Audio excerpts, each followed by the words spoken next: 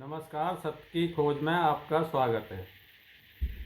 तो आज बात करते हैं सीजीआई ने कॉकरोच किस लिए बोला।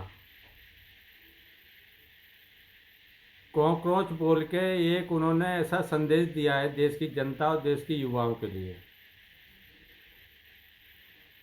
तो उसको जनता को समझना चाहिए।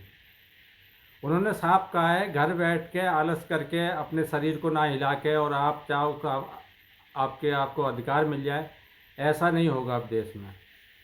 आपको अपने अधिकार चाहिए तो सड़क पे उतरना पड़ेगा, मेहनत करनी पड़ेगी, संघर्ष करना पड़ेगा जीवन के लिए, तभी आपको अपने अधिकार मिल सकते हैं। वरना सुप्रीम कोर्ट के आश्रय बैठ रहोगे कुछ नहीं मिलेगा, किसी के आश्रय बैठ रहोगे कुछ नहीं मिलेगा। आज तक 2017 से पेपर लीक हो रहे हैं। युवा ने कितने आंदोलन किए हैं, कितना संघर्ष किया रोड पर उन्होंने। घर बैठ के किसी को कोई चीज़ नहीं मिलती, कुछ पाने के लिए कुछ खोना पड़ता है, कुछ संघर्ष करना पड़ता है, खून पसीना बहाना पड़ता है, तब किसी को कुछ मिलता है। ऐसे किसी को कुछ नहीं मिलता। और आज तक देखो इतनी इतनी संस्थाएं थी जो समाज सेवी संस्थाएं देश की जनता के लिए, युवाओं के लिए, हाँ, उन्होंने आवाज़ उठाई, उनको पकड़ के जेल में डाल दिया। कई लोगों की जेल के अंदर मृत्यु हो गई। इन लोगों ने आंदोलन किए रोड पे।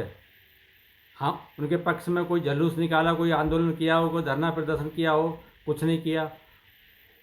तो भाई अपने अधिकार के लिए आपको खुद लड़ना पड़ेगा। अब लड़ने वाला बचा ही नहीं देश में, कोई भी संस्था ऐसी बची नहीं है। तो इसलिए आपको अगर अपने अधिकार पाने हैं, अपने आप को सम्मान पाना है, तो आपको रोड पे उतर के लड़ना पड़ेगा। यही उनका संदेश है। सुप्रीम कोर्ट के भरोसे बैठे रहने से कुछ नहीं मिलेगा। सुप्रीम कोर्ट पे गुस्सा उतार के हाँ, उसकी मजाक उड़ा के कुछ नहीं मिलेगा आपको। आपको कुछ पाना है तो आपको संघर्ष करना पड़ेगा, अपना खून पसीना बहाना पड़ेगा, तभी जाकर कुछ मिलेगा।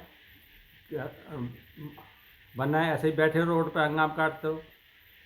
तो उनके कहने का मतलब यही था। उन्होंने जो आलसी शब्द का यूज किया है, तो उन्होंने इसलिए किया है कि आप अपना पसीना बहाने नहीं चाहते और अधिकार चाहते हो, और इस देश में ऐसे अधिकार नहीं मिलते। अरे अंग्रेज़ों से जिन लोगों ने आज़ादी पाई, उन्होंने अपने प्राण भी दे दिए, तब जाके आज़ादी मिली। और उन्होंने अपने लिए नहीं किया, भविष्य के लिए किया। तो ये हाँ, ऐसा सोचना चाहिए लोगों को। उन्होंने संकेत दिया, भाई सुप्रीम कोर्ट के ऊपर मत बैठे रहो, आप अपने रोड पे उतर के संघर्ष करो, सिस्टम को अपने आप ठीक करो इसको, तभी कुछ हो सकता है, वरना कुछ नहीं हो सकता। नमस्कार।